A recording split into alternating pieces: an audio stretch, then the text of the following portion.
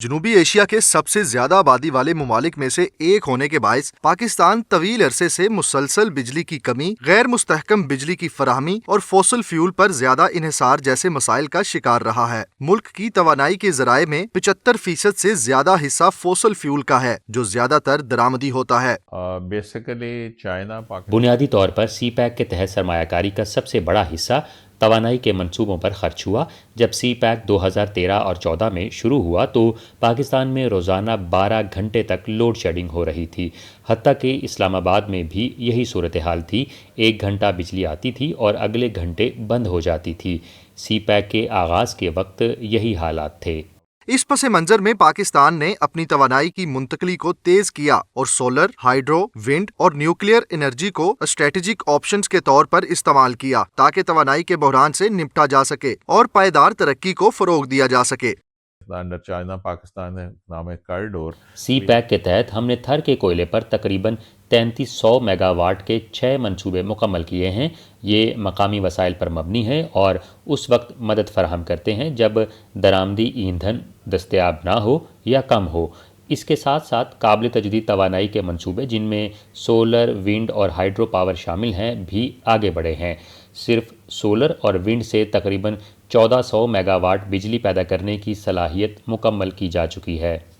2015 میں مکمل آغاز کے بعد سے سی پیک نے توانائی کے شعبے میں تعاون کو ترجیح دی ہے۔ ابتدا میں یہ منصوبے بجلی کی کمی دور کرنے کے لیے تھے، مگر آہستہ آہستہ یہ ایک کلین انرجی کے نظام میں بدل گئے، جس میں ہائیڈرو، سولر، ونڈ اور نیوکلیئر انرجی شامل ہیں، اور اس کے نتیجہ میں ایک جامع اور مضبوط تعاون کا نظام قائم ہوا۔ 2026 تک سی پیک پاکستان میں کلین انرجی کی ترقی کا بنیادی ذریعہ بن چکا ہے، جس نے ملک کو مسلسل بجلی کی کمی سے زیادہ مستحکم بجلی کی فراہمی کی طرف منتقل کرنے میں مدد دی ہے اور گرین انرجی کی ترقی کے سفر کو تیز کیا ہے۔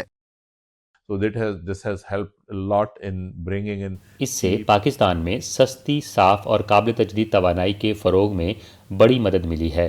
ایسے وقت میں جب تیل اور LNG کی درآمد مشکل اور مہنگی ہوتی جا رہی ہے، مقامی وسائل جیسے ہوا، سورج اور ہائیڈرو پاور بغیر درآمدی ایندھن کے بجلی پیدا کرنے میں مدد دے رہے ہیں۔ اس سے نہ صرف قیمتی زر مبادلہ کی بچت ہوتی ہے، بلکہ مقامی توانائی کا ایسا ذریعہ بھی ملتا ہے جو درآمدات یا عالمی بحرانوں پر منحصر نہیں ہوتا۔ کلین انرجی کے تمام ذرائع میں سے شمسی توانائی پاکستان میں سب سے تیزی سے بڑھنے والا ذریعہ بن گیا ہے۔ ملک بھر میں تقریباً 80% بجلی استعمال کرنے والے اب اپنی روزمرہ ضروریات کے لیے بنیادی طور پر اپنے سولر سسٹمز پر انحصار کر رہے ہیں، جس سے گرڈ پر دباؤ کم ہوا ہے اور گھروں اور کاروبار کرنے والوں کے بجلی کے اخراجات بھی کم ہوئے ہیں۔ اب ہم نیٹ میٹرنگ اسکیم دیکھ رہے ہیں، جس کے تحت گھروں کی چھتوں پر لگے سولر سسٹمز کو بجلی کے گرڈ سے جوڑا جاتا ہے۔ دن کے وقت اضافی بجلی گرڈ میں چلی جاتی ہے، جبکہ شام میں صارفین وہی بجلی واپس لے لیتے ہیں۔ یہ نظام پاکستانی حکومت نے 2015 میں متعارف کرایا تھا۔ ابتدا میں اس کا ریسپانس سست تھا کیونکہ ٹیکنالوجی اور آلات مہنگے تھے، مگر گزشتہ 3 سے 4 سال میں یہ بہت تیزی سے پھیلا ہے۔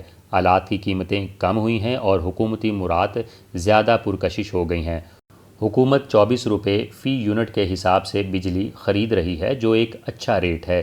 اسی وجہ سے اب 7200 میگا واٹ گرڈ سے منسلک روف ٹاپ سولر موجود ہے، جو دن کے وقت بڑی مقدار میں بجلی فراہم کر رہا ہے۔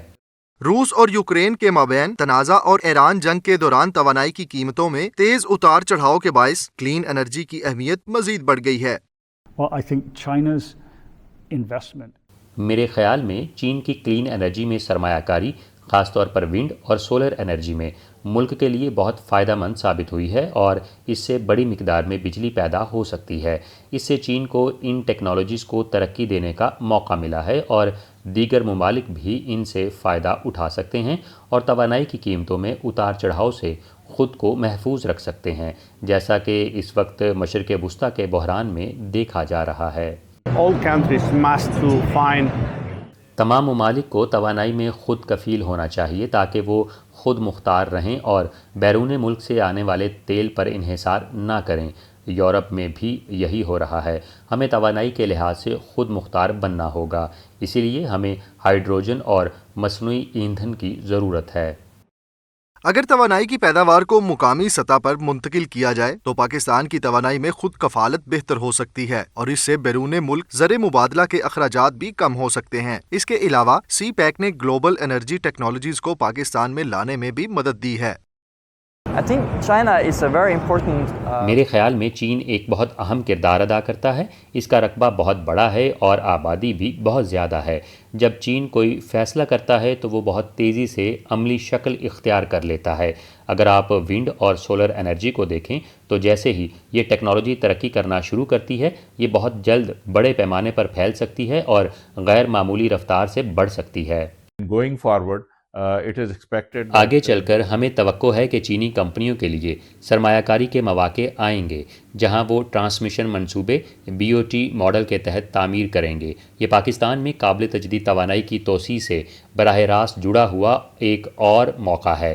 اس سے چینی کمپنیوں اور سرمایہ کاروں کو نہ صرف آلات فراہم کرنے یا EPC کانٹریکٹر کے طور پر کام کرنے کا موقع ملتا ہے بلکہ ایسے منصوبوں میں سرمایہ کاری کا بھی موقع ملتا ہے جنہیں وہ 25 سال تک خود چلا اور استعمال کر سکتے ہیں۔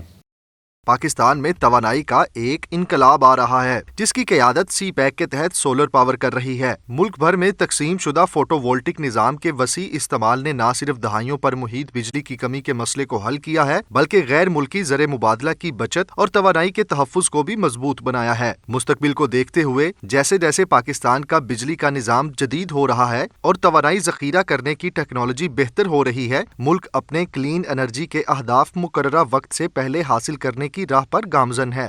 from the government perspective, what government is looking at. حکومتی نقطہ نظر سے حالیہ جنریشن اور توسیع منصوبہ جو منظوری کے لیے پیش کیا گیا ہے اس میں 2035 تک تقریباً 850 میگا واٹ سے زائد نئے سولر منصوبوں کا ہدف رکھا گیا ہے۔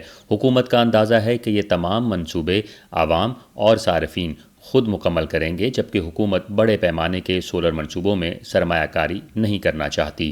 یہ سب کچھ نیپرا کی منظوری کے بعد واضح ہوگا، مگر امکان یہی ہے کہ بڑے سولر منصوبوں میں IPP ماڈل کے تحت حکومتی سرمایہ کاری کم ہوگی اور زیادہ تر کام صارفین خاص طور پر روف ٹاپ سولر کے ذریعے کریں گے۔ مجموعی طور پر پاکستان میں سولر توانائی تیزی سے مقبول ہو رہی ہے اور یہ درآمدی بل کم کرنے کے ساتھ ساتھ صاف اور پائیدار توانائی فراہم کر رہی ہے۔